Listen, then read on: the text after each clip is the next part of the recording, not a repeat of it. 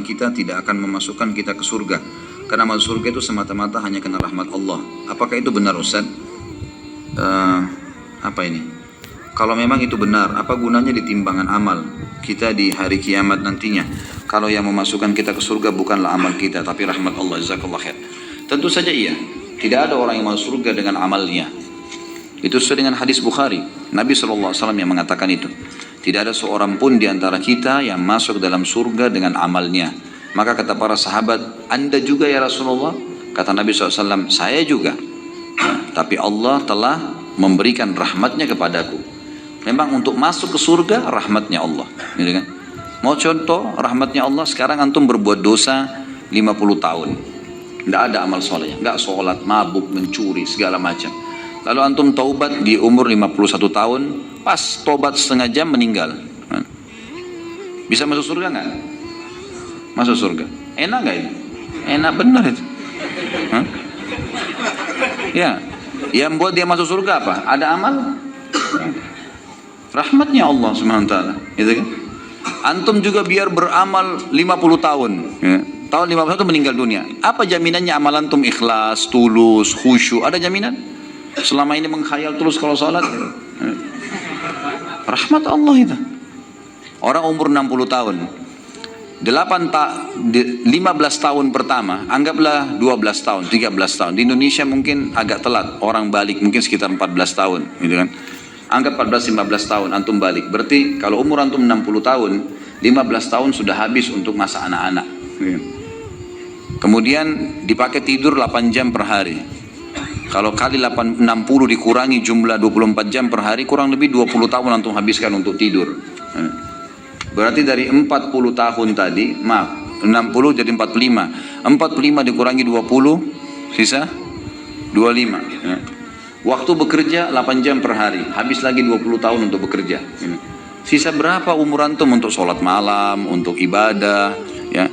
Itu pun kalau orang tidak melalui maksiat, melalui amal terus, gitu kan. Yang jelas ada sebuah riwayat Bukhari menjelaskan, ada satu orang dari Bani Israel dulu, ibadahnya luar biasa, 500 tahun ibadah. Tidak pernah interaksi sama orang, tinggal di sebuah pulau. Kata Nabi SAW, pada saat dia meninggal, Allah Subhanahu Wa Taala berkata kepadanya, masukkan hambaku ini ke dalam surga dengan rahmatku. Lalu dia merasa 500 tahun ibadah, nggak ada dosanya menurut dia. Lalu dia mengatakan, ya Allah, amalku. Kata Allah Subhanahu Wa Taala, rahmatku.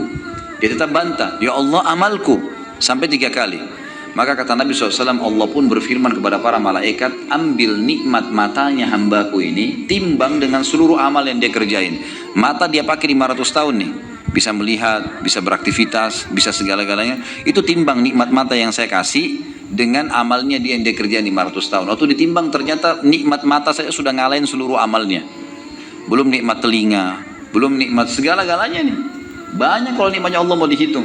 Bagaimana caranya antum mau menilai amal antum? Gitu. Amal apa yang kita kerjain teman-teman sekalian? Tidak ada amal-amal yang sederhana.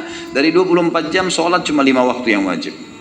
Kalau kita hitung 10 menit satu sholat berarti 50 menit. Masih ada 23 jam 10 menit. Antum bebas lakukan apapun. Rahmat Allah SWT.